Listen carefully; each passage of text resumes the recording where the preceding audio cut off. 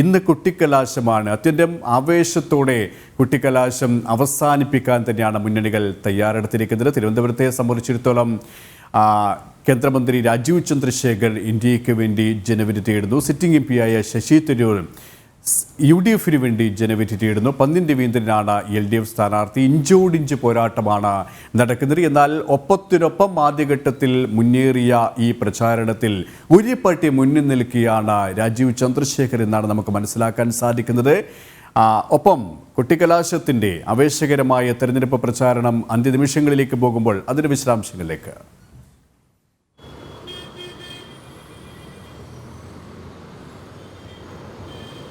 Suresh, good morning, നമസ്തേ. സുരേഷ് സൂചിപ്പിച്ചതുപോലെ തന്നെ കൊട്ടിക്കലാശം അതിന്റെ ആവേശത്തിലേക്ക് കയറാൻ ഇനി മണിക്കൂറുകൾ മാത്രമാണ് ബാക്കി. വൈകിട്ട് 3 മണിയോടുകൂടി അതിന്റെ നടപടികൾ, ഒപ്പം തന്നെ ആഘോഷങ്ങൾ, കൊട്ടിക്കലാശവും ഒക്കെ ആരംഭിക്കും. 6 മണിയോടുകൂടി പരസ്യ പ്രചാരണം കൊട്ടിക്കലാശത്തോടെ പൂർത്തീകരിക്കണം എന്നുള്ളതാണ് കേന്ദ്ര തെരഞ്ഞെടുപ്പ് കമ്മീഷന്റെയും സംസ്ഥാന തെരഞ്ഞെടുപ്പ് കമ്മീഷന്റെയും ഒക്കെ തന്നെ കർശന നിർദ്ദേശമായിട്ടുള്ളത്.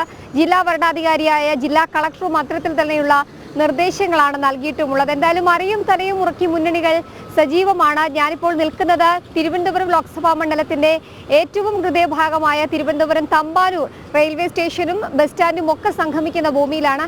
കഴിഞ്ഞ മണിക്കൂറുകളിലൊക്കെ തന്നെ തെരഞ്ഞെടുപ്പ് പ്രചാരണ വാഹനങ്ങളും തെരഞ്ഞെടുപ്പ് പ്രചാരണവും ഒക്കെയായി ഓടിയ ഒരു നഗരം ഇന്ന് വൈകിട്ടോടുകൂടി കൊട്ടിക്കലാശത്തോടുകൂടി നിശബ്ദമാകാൻ പോവുകയാണ്. നാളെയാണ് സംസ്ഥാന വ്യാപകമായി 20 ലോക്സഭാ മണ്ഡലങ്ങളും നിശബ്ദ പ്രചാരണത്തിലേക്ക് നീങ്ങുക. 26-ാം തീയതിയാണ് പോളിംഗ് ബൂത്തിലേക്ക്, അതായത് ഇനി ഒരു രാത്രിയുടെയും പകലിന്റെയും ഒക്കെ കാത്തിരിപ്പേ ഉള്ളൂ ഇത്തരത്തിലൊരു തെരഞ്ഞെടുപ്പ് ഗോതയിലേക്ക് സംസ്ഥാനം നീങ്ങാൻ, കേരളം നീങ്ങാൻ എന്നുള്ളതാണ് ഏറ്റവും ശ്രദ്ധേയമായിട്ടുള്ള കാര്യം. ഏകദേശം 40 ദിവസത്തോളം നീണ്ട തെരഞ്ഞെടുപ്പ് പ്രചാരണ ചൂട്. ഒരുപക്ഷെ ആദ്യം തീയതി പ്രഖ്യാപിക്കുമ്പോൾ 40 ദിവസമുണ്ടോ എന്നുള്ളൊരു ആശങ്കയായിരുന്നു. പക്ഷേ ഇത്ര വേഗം ഈ കൊടുംചൂടിലും ആ ദിവസങ്ങൾ പോയി എന്നുള്ളതാണ്. മതസാമുദായിക നേതാക്കന്മാരെ കണ്ടു, ഓരോ സാധാരണ വീടുകളിലേക്കും സ്ഥാനാർത്ഥികൾ എത്തുന്നു. അത്തരത്തിൽ തെരഞ്ഞെടുപ്പ് ഏതെല്ലാം വിധേയനെ ഓരോ വോട്ടും ഉറപ്പിക്കാം എന്നുള്ള രീതിയിലായിരുന്നു മുന്നണികൾ മുന്നോട്ട് പോയത്. അത് അവസാന വോട്ട് പെട്ടിയിലാക്കാനുള്ള തത്രപ്പാടിലും ഓട്ടത്തിലുമാണ് ഈ അവസാനഘട്ട മണിക്കൂറിലും സ്ഥാനാർത്ഥികൾ എന്നുള്ളതാണ്. വൈകിട്ട് 4:30 ആരംഭിക്കുന്ന ഈ ഒരു കലാശക്കൊട്ടിൽ തിരുവനന്തപുരം NDA സ്ഥാനാർത്ഥി പേരൂർക്കടയിലാണ് ഈ ഒരു കലാശക്കൊട്ടിന്റെ ഭാഗമാകുന്നത്. തിരുവനന്തപുരത്തെ UDF സ്ഥാനാർത്ഥി ശശി തരൂരും കൊട്ടിക്കലാശത്തിന്റെ ഭാഗമാകുന്നുണ്ട്. LDFിന്റെ കൊട്ടിക്കലാശവും പേരൂർക്കടയിൽ തന്നെയാണ് നടക്കുന്നത്. അവിടെ പന്ന്യൻ രവീന്ദ്രൻ സ്ഥാനാർത്ഥി ഔദ്യോഗികമായി ഈ ഒരു കൊട്ടിക്കലാശത്തിന്റെ ഭാഗമാവുകയും ചെയ്യും. ഒരുപക്ഷെ സുരേഷ് ആദ്യം സൂചിപ്പിച്ചതുപോലെ തന്നെയാണ് ആദ്യഘട്ടങ്ങളിൽ പ്രചാരണം നടക്കുമ്പോൾ ഒരു നേർക്കുനേർ പോരിലേക്ക് 3 മുന്നണികളും ഉണ്ടായെങ്കിലും അവസാന ഘട്ടത്തിലേക്ക് എത്തുമ്പോൾ അത് ഒരു പടി മുന്നിലേക്ക് NDA സ്ഥാനാർത്ഥി കൊണ്ടുപോയി, അല്ലെങ്കിൽ തൂത്തുവാരി എന്ന് തന്നെ പറയേണ്ടിയിരിക്കുന്നു. കഴിഞ്ഞ കാലങ്ങളിലെ ലോക്സഭാ തെരഞ്ഞെടുപ്പിലോ അല്ലെങ്കിൽ നിയമസഭാ തെരഞ്ഞെടുപ്പിലോ ഒക്കെ നോക്കുകയാണെങ്കിൽ തിരുവനന്തപുരത്തെ സംബന്ധിച്ചിടത്തോളം ഒരു ശക്തനായ സ്ഥാനാർത്ഥി കോൺഗ്രസിന് മത്സരവുമായി എത്തുമ്പോൾ, അല്ലെങ്കിൽ അതേ കോൺഗ്രസിന് തന്നെ ഒരു എതിരാളി ശക്തനായി എത്തുമ്പോൾ അത് കോൺഗ്രസിനെ സംബന്ധിച്ചിടത്തോളം വലിയ രീതിയിലുള്ള വെല്ലുവിളി അവസാന ഘട്ടങ്ങളിൽ ഉണ്ടാക്കുന്നുണ്ട്. കോൺഗ്രസ് നേതൃത്വവും ഒപ്പം തന്നെ കോൺഗ്രസിന്റെ സ്ഥാനാർത്ഥി UDF സ്ഥാനാർത്ഥി ശശി തരൂർ തന്നെ പല ഘട്ടങ്ങളിൽ ആവർത്തിച്ചിട്ടുണ്ട്. ഇവിടെ ത്രികോണ മത്സരമല്ല നടക്കുന്നത്. നേർക്കുനേർ BJPയും അല്ലെങ്കിൽ NDAയും UDFും തമ്മിലൊരു പോർക്കളമാണ് തിരുവനന്തപുരം ലോക്സഭാ മണ്ഡലത്തിൽ ഇക്കുറി കാഴ്ചവെക്കുന്നത്, നടക്കുന്നത് എന്നുള്ളതാണ്. അത് തെളിയിക്കുന്നത് തന്നെയാണ് കഴിഞ്ഞ ദിവസങ്ങളൊക്കെ തന്നെ നടന്ന പ്രചാരണം എന്നുള്ളതാണ് ശ്രദ്ധേയമായിട്ടുള്ള കാര്യം. കഴിഞ്ഞ 15 വർഷമായി സിറ്റിംഗ് MP ആയിട്ടുള്ള ശശി തരൂരിന് പല ഘട്ടങ്ങളിലും രാജീവ് ചന്ദ്രശേഖറിന്റെ മുന്നിൽ അടിപതറുന്ന കാഴ്ചകൾ നമ്മൾ കണ്ടു. അതിൽ ഏറ്റവും പ്രധാനപ്പെട്ടത് തീരദേശ മേഖലയാണ്. വലിയതൂറ, പൊഴിയൂർ ഉൾപ്പെടെയുള്ള തീരദേശ മേഖലയ്ക്കായി ശശി തരൂർ എന്ത് ചെയ്തു എന്നുള്ളത് അവിടുത്തെ വോട്ടർമാർ കൂടി ചോദിക്കുമ്പോൾ അത് വലിയ രീതിയിലുള്ള തിരിച്ചടി കോൺഗ്രസിന് ആ മേഖലയിൽ ഉണ്ടാക്കുമെന്നുള്ളതിൽ സംശയമില്ല. പ്രത്യേകിച്ച് കോൺഗ്രസ് ഏറ്റവും കൂടുതൽ പ്രതീക്ഷ അർപ്പിക്കുന്ന വോട്ട് ബാങ്ക് തീരദേശ മേഖലയാണ്. ആ തീരദേശ മേഖലയിൽ കയറി ഒരു ഇളക്കമുണ്ടാക്കാൻ, അല്ലെങ്കിൽ ആ വോട്ടിൽ ഒരു ഇളക്കമുണ്ടാക്കാൻ രാജീവ് ചന്ദ്രശേഖറിന് കേന്ദ്രമന്ത്രിക്ക് കഴിഞ്ഞിട്ടുണ്ട് എന്നുള്ളതാണ് ശ്രദ്ധേയമായിട്ടുള്ള കാര്യം. അവരുടെ ആവശ്യങ്ങൾ പരിഹരിച്ച്, അവരുടെ ആവശ്യങ്ങൾ കേട്ട് ഇനി എന്തൊക്കെ പരിഹരിക്കാം, എന്തൊക്കെയാണ് അവരുടെ കാര്യങ്ങളെന്ന് ഓരോ ദിവസവും അവിടെ എത്തി സ്ഥാനാർത്ഥി തന്നെ കേട്ട് അവർക്ക് വേണ്ടി തന്നെ ഒരു വികസന രേഖ തന്നെയാണ് ഓരോ ആൾക്കാരെയും നേരിൽ കണ്ടുകൊണ്ട് അവരുടെ വേദനകളും പരിഭവങ്ങളും തിരിച്ചറിഞ്ഞുകൊണ്ട്, ചൂണ്ടിച്ചറിഞ്ഞുകൊണ്ട് പരിഹാരം നിർദ്ദേശിക്കുന്ന ഒരു സ്ഥാനാർത്ഥിയാണ് നമ്മൾ ഇക്കുറി കണ്ടത്. കാരണം ശശി തരൂരായി കഴിഞ്ഞാലും LDFിൻ്റെ സ്ഥാനാർത്ഥിയായി കഴിഞ്ഞാലും അവരൊക്കെയും തെരഞ്ഞെടുപ്പ് പ്രചാരണ വേളകളിൽ മാത്രമാണ് ജനങ്ങളിലേക്ക് എത്തുന്നത്. പക്ഷേ അവരുടെ പ്രശ്നങ്ങൾ കേൾക്കാനോ പഠിക്കാനോ അവരെ ആശ്വസിപ്പിക്കാനോ പോലും തയ്യാറാകുന്നില്ല. പക്ഷേ കേന്ദ്രമന്ത്രിയായ രാജീവ് ചന്ദ്രശേഖരൻ ജനങ്ങളിലേക്ക് ഇറങ്ങിച്ചെല്ലുന്നു. ഓരോ ആൾക്കാരെയും വ്യക്തിപരമായി കാണുകയും അവരുടെ പ്രശ്നങ്ങൾ മനസ്സിലാക്കി അവരെ ആശ്വസിപ്പിക്കുകയും ചെയ്യുന്നു.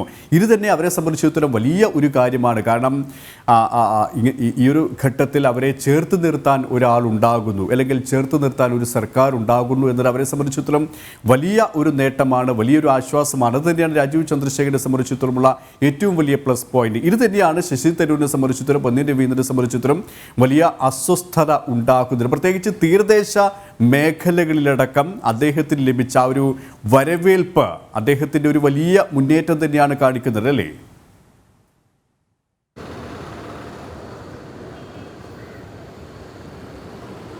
സുരേഷ്, തീർച്ചയായും അത് തന്നെയാണ്. കാരണം ഇത്രയും നാളും തൻ്റെ കൈകളിൽ നിന്ന വോട്ടുകൾ പിളർന്നു പോകുന്നു, അല്ലെങ്കിൽ ആ വോട്ടുകൾ തനിക്ക് നഷ്ടമാകുന്നു എന്നുള്ളൊരു അങ്കലാപ്പ് അത് ശശി തരൂരിനുമുണ്ട്, സ്വാഭാവികമായും UDF ക്യാമ്പിനുമുണ്ട്. അതുതന്നെയാണ് രാജീവ് ചന്ദ്രശേഖറിനെതിരായിട്ടുള്ള ആരോപണങ്ങളായിട്ടും വ്യാജ പ്രചാരണങ്ങളും ഒക്കെയായി പുറത്തു വന്നത് എന്നുള്ളതാണ് ശ്രദ്ധേയമായിട്ടുള്ള കാര്യം. അതിൽ തെരഞ്ഞെടുപ്പ് കമ്മീഷൻ അടക്കം ഇടപെടുന്നു, രൂക്ഷ വിമർശനം ശശി തരൂരിന് നേരിടേണ്ടി വരുന്ന ഒരു സാഹചര്യം, വിശദീകരണം തൃപ്തമല്ലാത്തൊരു സാഹചര്യവും ഒക്കെ ഉണ്ടാകുന്നു. തീരദേശ മേഖലയിൽ പണമെറിഞ്ഞാണ് രാജീവ് ചന്ദ്രശേഖർ വോട്ട് അഭ്യർത്ഥിക്കുന്നത് എന്നുള്ള വളരെ വില കുറഞ്ഞ രീതിയിലുള്ള ആരോപണങ്ങളാണ് ശശി തരൂർ ഒരു മാധ്യമത്തിന് നൽകിയത്. മാധ്യമത്തിനും ശശി തരൂരിനും അടക്കം വലിയ രീതിയിലുള്ള വിമർശനം തെരഞ്ഞെടുപ്പ് കമ്മീഷൻ നൽകുകയും ചെയ്തിട്ടുണ്ട്. അത് തെളിയിക്കാൻ അവർക്കായിട്ടുമില്ല എന്നുള്ളതാണ് ഏറ്റവും വസ്തുതാപരമായിട്ടുള്ള കാര്യം. എന്തായാലും സുരേഷ് സൂചിപ്പിച്ചത് തന്നെയാണ്, ആദ്യഘട്ടങ്ങളിൽ ശശി തരൂരിന് എതിർ സ്ഥാനാർത്ഥിയായി തിരുവനന്തപുരത്തേക്ക് രാജീവ് ചന്ദ്രശേഖർ വന്നപ്പോൾ UDF ക്യാമ്പുകൾ തന്നെ ചോദിച്ചൊരു കാര്യമാണ്, എന്ത് ചെയ്തു രാജീവ് ചന്ദ്രശേഖർ തിരുവനന്തപുരത്തിനായി എന്നുള്ളത്. പക്ഷേ അങ്ങനെ പറഞ്ഞൊരു വ്യക്തിക്ക് മുന്നിലാണ് ഇത്തരത്തിൽ ഇതാണ് കാര്യം, ഇത് ഇനി കാര്യം നടക്കുമെന്നുള്ള ടാഗ് ലൈനോടുകൂടി അദ്ദേഹം കൃത്യമായി അദ്ദേഹത്തിന്റെ വികസന രേഖ അദ്ദേഹം പുറത്തിറക്കുന്നു.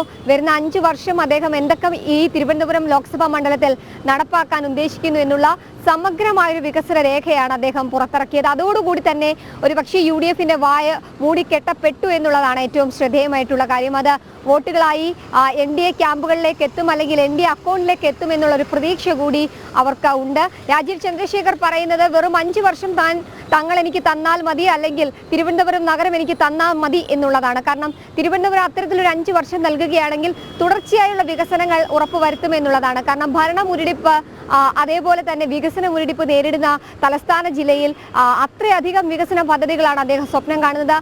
നെയ്യാറ്റിൻകരയിൽ ഒരു techno park, mini techno park, ഒപ്പം തീരദേശ മേഖലയിലെ സമഗ്ര വികസനം, പുലിമുട്ട് നിർമ്മാണം, പൊഴിയൂർ മേഖല കേന്ദ്രീകരിച്ച് വലിയതുറയുടെ ലാൻഡ്മാർക്കായ കടൽപ്പാലം അതൊക്കെ റിനോവേറ്റ് ചെയ്ത് നിർമ്മാണ പ്രവർത്തനങ്ങൾ നടത്തും.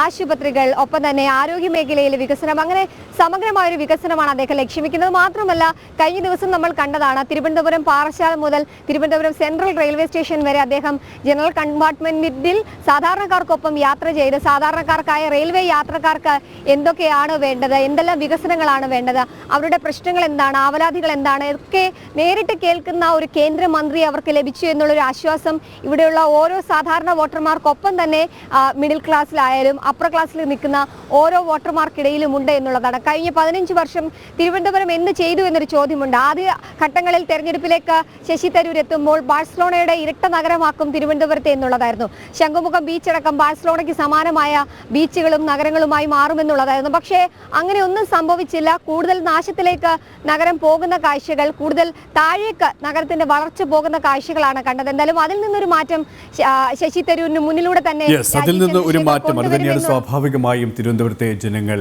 ആഗ്രഹിക്കുന്നത്. അതുകൊണ്ട് തന്നെയാണ് ഹൃദയത്തോട് രാജീവ് ചന്ദ്രശേഖരനെ അവർ ചേർത്ത് നിർത്തുന്നതും.